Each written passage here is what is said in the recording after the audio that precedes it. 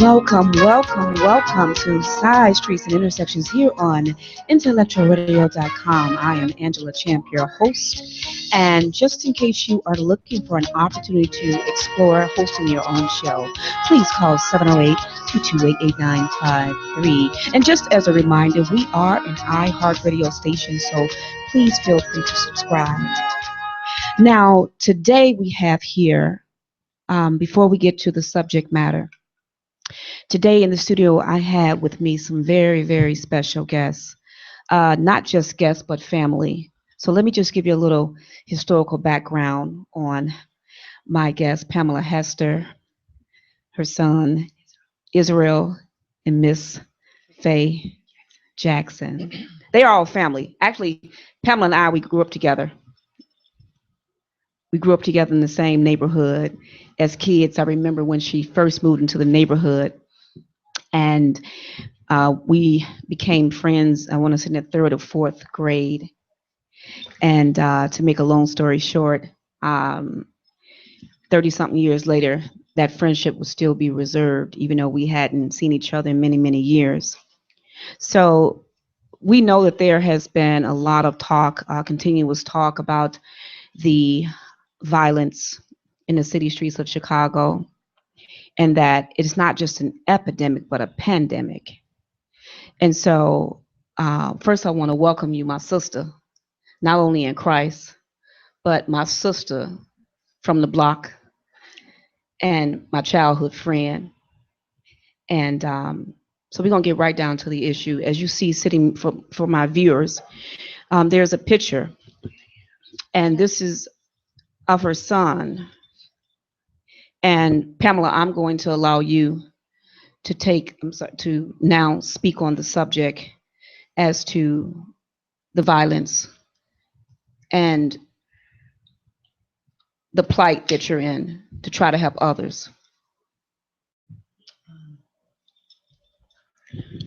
It's been 9 years, eight. My journey started back in 2007, February 19, when my son was murdered at the age of 13. There's no justice. He didn't get a chance to graduate at 8th grade, and this happened on Lawrence and Troy on the north side of Chicago. Before any of this happened, I was a cardiologist technician at Evanston Hospital, which is North Shore. And my whole life changed February 19, 2007. And I've been on this fight, this strive for justice for 9 years. It's been 9 years since February 19, 2016. And what I really want to make clear is the reason why I'm here is for other children to be a voice for other moms, because I deal with moms all the time through internet or through occasions that they have for their own children. And I met so many lovely mothers, and also for justice for their children and myself. I started, when I lost my son, I started a Lazarus Jones Save Our Children campaign to help moms get through their grieving process as myself, because it took me a whole year to even talk about the pain that a mother goes through.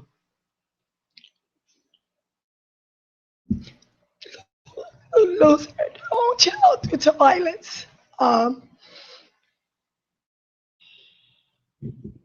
it hasn't been easy, because once the news is away from you, they don't come back and knock on your door and say, have you heard anything? How you doing today? They don't do that. So you have to be on this fight for yourself, and you got to want it bad enough to make a difference to others, for others. And that's what I have been doing. So right now, my office is for moms that do not have justice. And what I try to do is put together ideas of how to catch a murder on our city streets, since the detectives haven't done it yet. And right now I have probably 32 moms, children on my wall, not their faces, because when I first started off, I didn't want their faces in my office this time. I wanted my office to be on the brighter side of life, where God has put me to be a voice to others. And I'm not living in that darkness no more. And that's not living when you have to live in darkness and not in the light of love. So I try to take all that pain and all that grief and turn it to something positive. So now my office is a warmer place for people to come to. And to not have justice right now, it leaves something right here. When you, first of all, it leaves something in your soul when someone take your child away. But to not have justice on this earth is another thing. And right now, I know I have justice in heaven, but I want justice on earth because I don't want people to think that you got away with taking somebody's child away because you didn't get away with it. You know, because long if God give me my voice, I'm going to use the platform for my voice, for my son, and for others. I just want to say, um, for anyone out there who has lost a child to any form of street violence, it is horrific, and no one knows the pain that one has to bear. And so, and not that you're, one thing I know about you, that you're not looking for accolades. You do it because this is where God has led you, and that I do understand. I also understand that you have become, not that you are trying, but you have become the voice for those who are silent. There are a lot of people behind the closed doors that your name, I've heard your name in many circles. And a lot of times I'm silent when your name is spoken because I want to hear what's being said. Mhm. And then after it's said, I say, you know what? That was my childhood friend. I know her. And it's nothing but good and great. So I want you to know that your voice is not silent, that it's being heard. And so, without being too,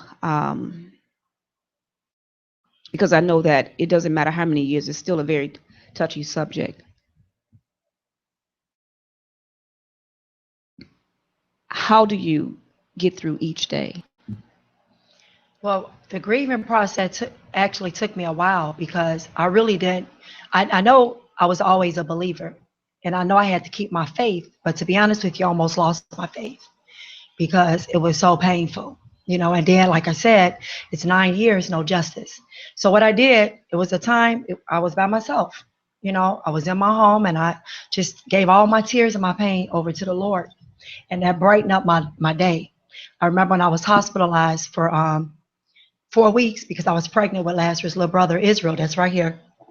Raise your head up, Israel. Um, and I kept going on the streets asking, knocking on doors, who murdered my son while I was pregnant. So I never sat down to rest. But I guess that day God said, you're gonna rest this day. So Mhm. my water broke. And my spirit told me to go to your brother's house. And I was like, huh? Well, I'm gonna go to his house for and sleep. But I'm glad I was obedient because my water broke that night. And so because my water broke, I had to stay in the hospital because he wasn't ready until June. Mm. So to say all that, I know God was with me each step of the way. And it just made my faith more stronger. It made me stronger as a person. Yes, I tear up sometimes and I cry about it because it's still painful. So, you know, and I met so many people, so many other organizations. The other organization I'm with is Moms Demands Action for Gun Violence because our youth, we don't take a plane, we don't take a boat, not in the neighborhoods where we come from, Angela, to bring guns inside the areas. So Moms Demands Action, we're trying to change the gun laws so that people can have a decent background before you go and buy a gun. Make sure your mental state is correct before they give you a gun. And that's how a lot of our children are being murdered on the city streets of Chicago. And it's sad. Purpose over pain. Group of moms get together for everything. And we love each other. We do organization with Father Mike. We do all that. Chicago Citizens for Change. Joy and Sue and Don Valente. They do so much for us as moms. So these are the people that I run with. And they help me, you know, to be stronger. Because it's And real love. It's not fake love, you right, know? and let me just say this: we had reconnected on Facebook, but mind you, we go back to the third or fourth grade, if I'm correct. It might be Yes. earlier than that. And I remember saying, I inboxed you and I said, "Where's the address?" You were throwing a fundraiser earlier this year, Yes. and last year I didn't make it, but this year I was determined to make it.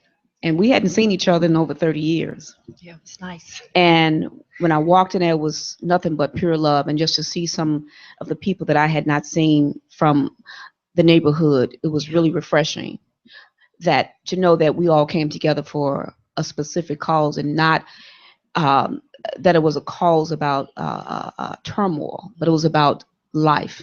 Because the one thing that I do say, people spend too much time dying Yes. and not enough time living. And when you and I sat down on last week and had breakfast, I wanted you to know, not just from the neighborhood, but from one sister to another, that anything that I am able to do here on Side Streets and Intersections, and even just as your sister off the air, whatever you need me to do, I want you to know that I will be there for you, because we want the iHeartRadio listeners, we want Side Streets and Intersections, as well as Intellectual Radio, to know, and any other viewers that may be viewing and hearing the audio of this, is that your fight is not in vain. Yes. Your fight is not in vain. And you have to understand that every time you open your mouth, a paradigm shift is being caused in the atmosphere, and somebody's life is being changed. We know that change is constant. And so your son is sitting next to you, Israel. Israel, let me ask you something. Get a look up, young man. What's it like to see your mom being so powerful, not just as your mother, but being so powerful? What is that like for you? I don't know. Okay. Okay. I guess that's a normal kid response. So we're going to move on down to Miss Faye. Yes. You've been there. Well, I haven't lost a child, but I've been there. Yeah. I've lost plenty of family members. I work closely with Work of Faith Ministries. I've worked closely with the Coalition for Preventive Violence, One North organization. My thing is, in our neighborhoods, open your eyes. If you see things, say it. I've talked to a lot of parents out on the street where we're scared to say anything because we might get killed or they might kill our kids. Okay, I'm out here every day in the streets fighting for you and your children. Come on, stand up and fight for yourself. Now, someone's seen what happened to her son, but they're not coming forth because they're afraid. I mean, what are you afraid of? What if it happened to your child and someone's seen it? Would you want them to come forth? Absolutely. Well, my heart breaks for her every day. But I've seen this. I had a young man to fall dead at my feet, literally at my feet. 6 shots rang out. We're at an event at the park. And all I could think of was just to get all the kids on the ground. This young man literally came up to me, looked in my eyes, and fell down at my feet. I'm on the phone calling and calling. Would you believe I knew the young man? This young man had been speaking to me all the time. Hi, Granny. And I didn't know who he was. Come to find out, he was my daughter's friend's only son. I hadn't seen since he was 7 or 8 years old. If only I had seen who let those shots off, I would have told. And we were in a meeting one time, and I was addressing a lot of the young people in the neighborhood, and I said this, and I'll say it now, and you can hear me loud and clear. Don't let me see it, because I'm going to tell it. You might kill me, but you can't eat me. And I believe in God. So, what goes around comes around, but stop. If you see this in your community, speak up. Don't keep your mouth closed. We don't bring guns into our community. We do not own planes. We do not own boats. And what makes me so mad, they go out into the suburbs and different places and bring those guns back. Do you know in our neighborhoods, they have just as much firepower as the military and as the police? So I'm going to keep fighting. I'm 65 years old, and I'm going to keep fighting. Well, let me just say this, Miss Faye. It is, you have set, if it were not for people like yourself, we would not be afforded the liberties that we have today. And when I'm talking about the generational thing. Yes. You have instilled in others what they should be doing. And so to that, this is not about being on the radio or anything. This is about appreciating, because somehow we've lost that. We have truly lost that. We don't talk to our elders anymore. And when they're trying to tell us something, we get offended. Exactly. Well, I remember when I was coming up, everybody could tell you something. From your grandmother to the guy on the corner, even the wine head. Remember them? Yes, of But it course. would get back to your parents that you were acting out. Yes. And, it's just one of those things where I drove through my old neighborhood. I grew up around Chicago Avenue and Pulaski. And I drove through there, and it's so desolate. And although they have put up some buildings, and you can see the pain, even in the bricks, Yes. Yes. in the mortar. You know, let's just look at this for a second. When you drive out to Midway, you drive out to Plainfield, uh, Glen Ellen, notice the bricks of the houses. They're very light. But when you go to neighborhoods such as Inglewood and Garfield, the brick of the houses are very dark. So what does that tell you? We have to understand all of the underlying agendas with respect to our people. And I have to say this, that until it starts to affect their children, I'm talking about the ones in power Yes. on a grand scale, not that, and no disrespect to anyone, but a side of him was going on a road trip and someone may have murdered him, and that's not to minimize any loss of life. But every couple of seconds, just as we're speaking now, Yeah. a good 15 or 20 mothers are getting ready to prepare Yes. to hear a knock at the door saying that your child has been murdered in our neighborhoods. So when is enough enough? That's right. Now, I want you to talk a little bit more about your organization and where can you be found, for those that are looking, because you have a lot of mothers out there and a lot of fathers out there who they're afraid to even reach out to get that help to network.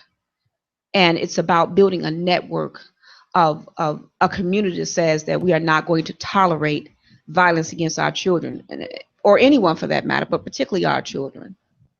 So can you expound just a little bit more about your organization and just some of the events that you've hosted? And recently you were on the Steve Harvey show, were you not? Yes. Yes, talk about it. Twice. Yes. Okay. So the organization, last week, John Save Our Children campaign, um, I was running around with a lot of other organizations. So I pulled back a little bit to get my organization together. And I still network with Chicago Citizens for Change, Purpose Over Pay, Moms Demands Action. Now, Moms Demands Action, which last week's Don't Save Our Children campaign is located 7200 B North Clarendon, Chicago, Illinois 60645. We can have our meetings there. So I made it more open, um, for more other organizations and moms to network together. Now, Chicago Citizens for Change, if when a mom first lose their children due to violence, I will probably speak with them if they come to me first, but then I'll send them to Joy McCoy to Chicago Citizens for Change, because she does, which they just did yesterday, an annually dinner for moms. And a lot of moms go there with their children, and it's just a lot of love that they give out. So the reason why I'm saying Chicago Citizens for Change, because they have a bigger place where they can have all the moms and things at. But firsthand, I could talk to a mom on that note if it first happened to them, because I've been there and I know they pain. Now, when I attended a funeral, I actually held a close friend of mine's cousin that lost her son, and she was like my cousin as well. And when I hold her, when she was crying and grieving, I felt all her pain just went right through me. So it's a hard thing to bear and to deal with, but I know God made me strong. And so I just try to reach out to everybody. And I put my organization out in CPS. So I'm a Chicago vendor. I'm CPS vendor for Chicago Public Schools. And excuse me, I bring in my educational workshops with the children. And one of them that I do the most is Blind the Darkness of Violence with Light. Now, North Park University College has been with me since 2007, the day it happened to Lazarus. And Professor Mary, she let me come in and talk to the college students about it. And I share everything about the violence and how you could blind the darkness of violence with light. And that came to me as I was reading my Bible. And I wrote it down. I put all this together and I got a copyright. I was like, thank you, Lord. And I also did Maniquan visual thinking, because I always say I was a visual learner. Put it in front of me, show me how to do it, and I'll get it. So I have this emotions through artwork where the children would draw out what they feel. Just draw it. And then we'll go over it and explain it to each other. And why do you feel this way today? So that's part of it too. Those are my favorite too that I like to do. Well, I just think that, so often, if it hasn't affected us directly, then sometimes we are turn a blind eye because, it happened, and then we just kind of say that, okay, well, they'll be okay. But for anyone that has lost a child, particularly to the violence of the city streets of Chicago, or anywhere for that matter, that it is a continuous process. Yes. You learn to cope, but it doesn't mean that you've gotten over. Mm-hmm. You learn to cope. Yeah. So what we're going to do right now, we're going to take a musical break. I am Angela Champ for Sidestreets and Intersections here on IntellectualRadio.com. We'll be back shortly.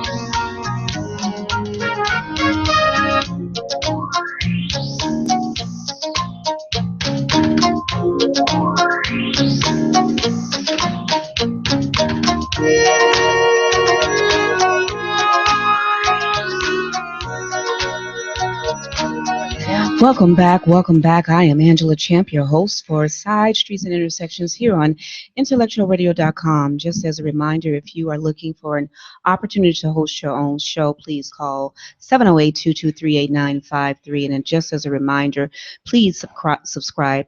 We are an iHeart radio station, but even more so, after all of the um, words and the lights and the camera and everything has gone away, women, men, families are still dealing with the loss of a loved one. Pamela, I'd like for you to talk about some of the other things that we were discussing off air as it relates to this flight. And I'm not going to say flight, I'm going to say your calling. Talk about just some of those things that we discussed. I always ask myself, like, out of all the Chicago TV shows that come on every day, I said nobody, and I mean no other show besides Good Morning America reached out like Steve Harvey did. And Steve Harvey, if you're listening, I want to tell you thank you for reaching out and caring about us mothers. The show aired twice. He had us on there 2 times. The show was so long that he had to divide the show into 2. And the second half of the show was for the moms that did not have justice. And I was on that show with all the other moms. And it was a powerful show. It was very emotional for Steve Harvey to even hear all of our stories. I don't think it was a dry tear in the audience. And I just want to thank you, Steve Harvey, for allowing us to have a voice on your show and to care about us. I just want to say thank you. That was just one of the, I took that to heart because he showed he cared. He didn't have to do that, but he did it. And that was love. Well, what I want you to see, for those who are watching us visually, if you are tuning in, there's something that's unique here. And I want you to look at the generations of people that are up here, because it doesn't stop with our elders. It doesn't stop with you and I. Yes. It's going to be led on to your son. Exactly. To keep the fight going on. And I just want to say that once again, even though I've not made every event, I read the clippings, I watch your videos, and sometimes I am in awe at the works that you have done. Thank you. And one thing you have to understand, that there are a lot of people that want to help you. There are a lot of people that are going to help you. Here at Side Streets and Intersections, whatever I am capable of doing within my power, be it having another discussion or another panel on the violence of the city streets of Chicago, I will do it a drop of a hat for you. And I think that we're not going to be able to do this in just one sitting. Yes. And so I want to invite you to come back. I know you're very busy, but when it's convenient for you, and I'd like for us to talk about this. This is not just today and tomorrow it's gone. This should be a continuous thing, because there's some great things happening as a result of your works. And, so often we think that when something terrible has happened, that is the end. Right. That actually becomes the beginning. And I want you to talk about your petition. Oh, yeah. It's pretty long here, but those of you that are on Facebook and Google and Twitter, I thank you all for signing the petition. The petition, should I just read all of it? It's just so long. Yes. It's https://www.change.org. P. Barack Obama. The petition was to request for the President Obama to appoint a justice a justice department for unsolved murder cases for us mothers, because there's one thing to have justice in a courtroom and not to have justice at all when we have to deal every day with the pain of losing our children due to violence. And I'm speaking to all the moms, and I thank you all for signing the petition, but we need more petitions. We need more signatures. We need more support. And there's also a fundraiser petition that I started along with this petition here for to receive billboards for the mothers that don't have billboards and can't afford them. And I got that petition started as well. And I want to thank everyone that has already donated to that petition as well. And Angie, Angela, I just want to tell you guys that I thank you all for having me here too. And it's not just about Lazarus, but it's about other moms too. And if I did come back to the show, there's a couple moms that I know that probably didn't have as much as media as I have. So you get tired of the cameras. And I don't need the cameras and the fame because I have all that already. You know, God send that to me. But what I would like to know, if I could have some of the moms come with me that I know that would love to tell their child's story. Oh, most definitely. That's I appreciate it. yes, yes. It's interesting that it shouldn't take a it shouldn't take um, just give me a second because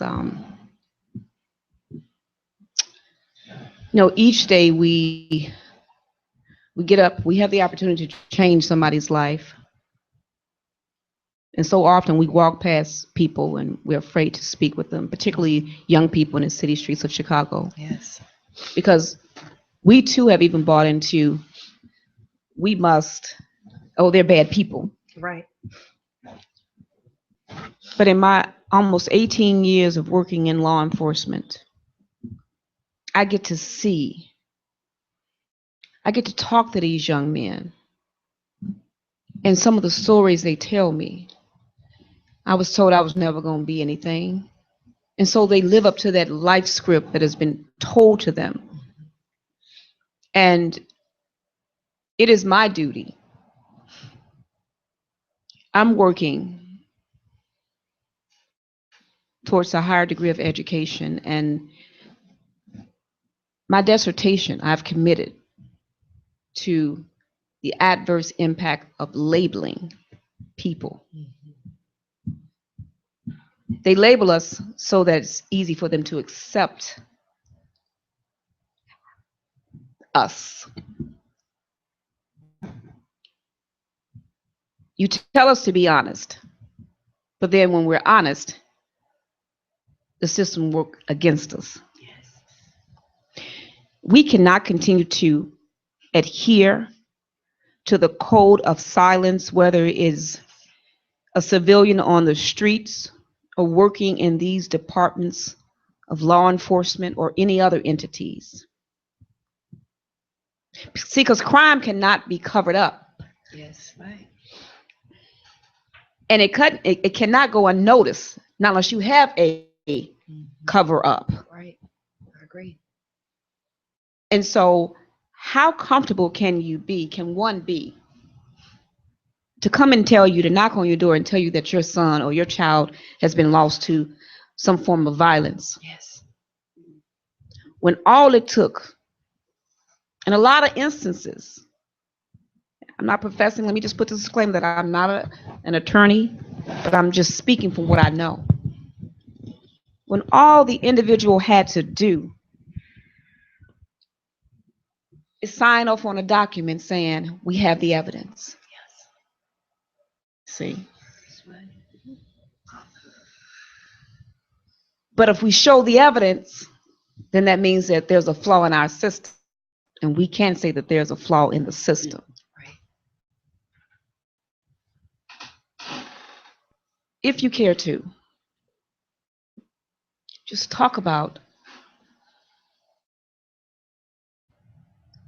what's it like being a mother who understands pain on a level that a lot of mothers and parents will never understand, but the joy that also comes as a result of being able to help someone else who has been in your position, or as we speak, who's going to be in your position even before this show airs or turns off. Um, the pain every day, I just feel that if I ever stop, I'm 45 years old, so it's been 9 years, no justice. I have a 9-year-old son, and I have my oldest son. And I ask myself, if I every day, I think about, okay, maybe I should just, if I stop, what will happen? And then again, it sits back in my system and it says, if I stop, it felt like something inside me would die. Now, I know a lot of other moms probably could relate to that, because when we go out, like a lot of moms go out to the cemetery, they set up chairs, they do balloons, they do a lot of stuff. And I know God said, let the dead bury the dead. And I understand that by being a Christian woman. So I understand that clearly. But you can't tell a mom, don't go out to the cemetery to visit your son. Don't bring balloons. Why are we celebrating his death? See, if another mom that didn't lose a child tell a mom that, they better be ready for what that mother got to say to them. That's the pain of losing a child on the city streets. And then to top it off, to not have justice.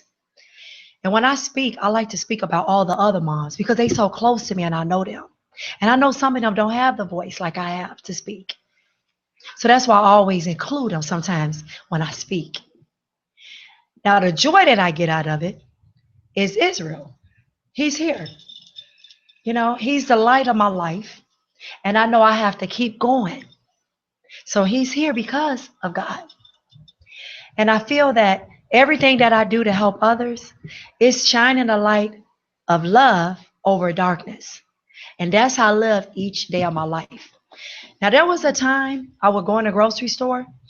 Lazarus liked those little Hot Pockets piece of things. I had to go in another aisle. And now I could go in the aisle. It's just certain things sometimes that will hit me. And I go in the Lazarus place. And then all of a sudden, I'm out of it and I got joy again. That's to thank God for that. So that's how my life is on a day-to-day basis. And I have to keep moving. My mind, I can never let my mind go idle. Because see, that's when, if my mind go idle, I'm not praying, I'm not doing something. If I don't stay in prayer, my mind could slip into that darkness. I don't want to go there. It's not a good place. Well, what I appreciate, there's no need to apologize for any emotions that are being displayed here today, because people need to see authenticity. Yeah. So often when the cameras come on, they want to get their hair done, they want to get all fancied up, but they're not being authentic. Yes. People need to see that crime affects us all. Yeah. And if you are a person that has remotely any type of feelings for the next human, I'm sitting here and I feel it. Not because we were childhood friends, but because Right. I'm a mother. Yes. And I could not fathom the idea of something happening to my own daughter. And one would say, just playing the advocate, one would say, well, you may have experienced that, but I experienced this. But no one can tell you what it's like not being able to touch your child. Or even in those cases when the kids get on your nerves. Mm-hmm. And so I want you to understand that I am here not only as your friend, but also as a platform that I've been given by Mr. Winfrey. Thank you. So that you all could share your story. And I want you all to bring some more people back. Oh, yes, most definitely. So that we can continue this discussion. And not just a discussion, but it's all about action. We're going to take a musical break right now. I am Angela Champ for Sidestreets and Intersections here on IntellectualRadio.com. We'll be back shortly.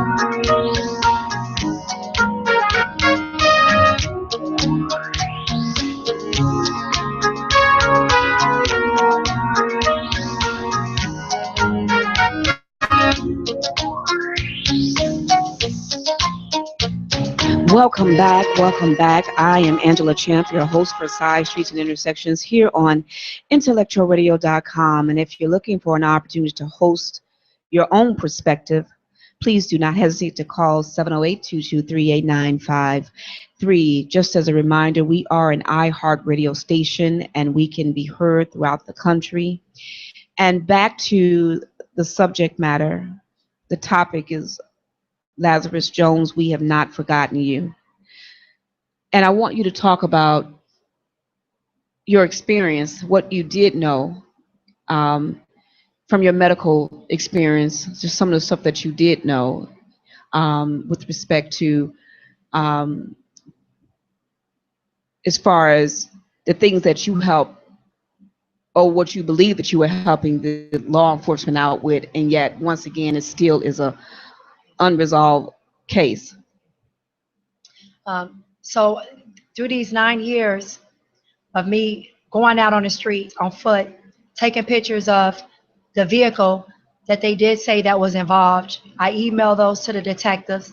I also gave them leads and information of names, different names of the gangs that apparently supposed to have been related in my son murder case, and still nothing. And I want to say that enough has been enough. I want to say all lives matter, and I want to say Black lives matter, and I also want to say silent kills.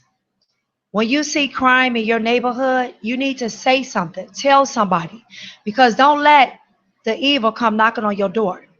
You don't want that. You don't want to be another mother with all of us mothers that lost their children due to city violence or gun violence and not even have justice after 9 years. You don't want to sit with us. You don't want to join us because it's not fun.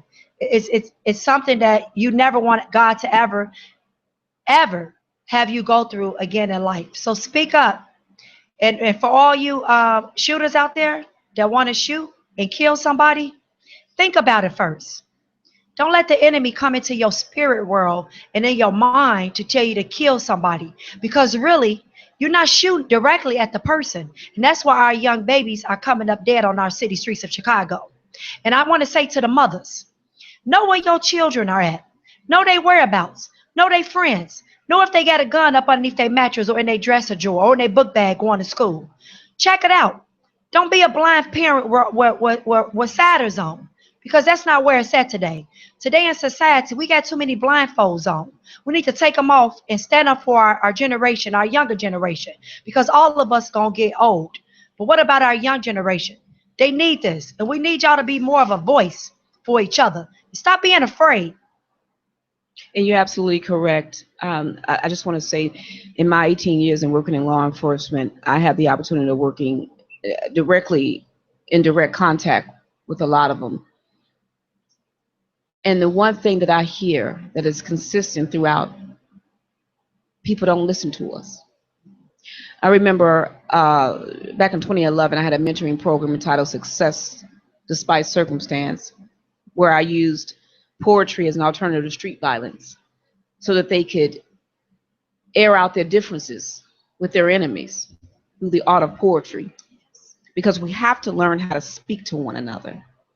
Doesn't mean that we always have to agree, but we have to learn to be respectful of each other's opinions. And let me just say this, for all those in the political arenas, we voted you in and you have power. But yet you've chose to turn a blind eye because you won't get that next vote, or because you're trying to make sure that your son or daughter or whomever gets that six-figure salary. But does not your soul lead you to do the right thing?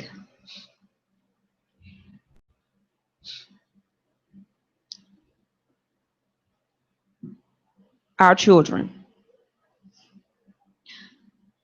Long are the days when you can tell a child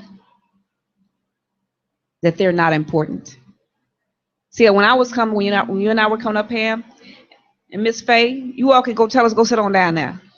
Yep. That wasn't meant to cause us no harm. We knew to go sit on down there. But it was followed up with some love, maybe a popsicle, and we knew between right and wrong. And some of us did not come from the best of families. Yes. There was a lot of domestic violence. But mothers out there,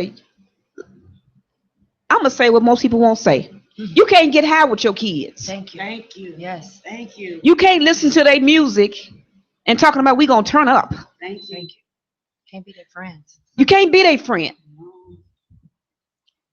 You can't talk about justice, but your son is the one that's slinging that dope. All right now. But then you want to tell me that you don't like the police, but you know your 12 or 13-year-old son, you done told him that he's the man of the house now. So you put this burden on this child to go make money that you, and I'm going to say it again, I'm going to say what most people won't say. Because either you figure you don't have the resources or you're too lazy to go get up and go get them. Amen. We have an obligation. And while parenting does not come with a handbook, I'm the first one to tell you. Lord knows I've made my mistakes as a child, as a parent. And I was a young parent at that. Yes. But my daughter is 26 years of age and I'm still parenting her. Yes. Right. And I'm going to continue to give her my input or my opinion, whether she likes it or not. We're almost going to wrap up. And I just want you to talk again about your organization. Ms. Faye, I want you to chime in and give a little input. And then we're going to continue this conversation, this fight, and this mission. Because one thing that I learned, there are two paintings I have in my house. And one says balance and one says vision. And we know that when people don't have a vision, they perish. And through no vision, nor can you have balance. So let's end up with some final thoughts, some final comments, and then we're going to end this on today, but we're going to keep this going. Yes. I just want to leave last few words to say, be mindful of others. We need a lot of more love out here on our city streets because we don't have enough love, and I can see it. Our streets are sad to say, but it's really sad. You know, we talk about other countries, but what about Chicago? It's a sad city. And that's because we don't have enough love and enough people that care. So be mindful of your neighbors next time you see your neighbor. Say good morning. Maybe you'll brighten up their spirit. And don't just think about yourself, because that's a selfish soul. And no souls should be selfish. And that's what I want to leave it with. And I want to also say, put the guns down, turn them in, save a life. Save your own life from prison. And I may not have justice on this earth, but I know I have justice in heaven. Miss Faye? Well, what I want to say is, when I marched back in the 60s with King, we didn't march for this. We marched for peace, not violence. Now we've got our young people killing each other. Come on, you guys. You have sisters, you have brothers, nieces, nephews, and mothers. Now, to see them laying out on the street dead, put the guns down. Think, please. Thank you. Think. This is so sad that you're doing this to each other. You know, this is what some people want to see you do. Do you understand that? Evidently, you don't understand that. So the last thing I want to say is, I love you, Pam. I'm with you 100%. Thank you. And please put the guns down. Stop the violence. And I just want to say, I want to thank both of you for coming out, being brave, because it takes courage to do what you do. Yeah.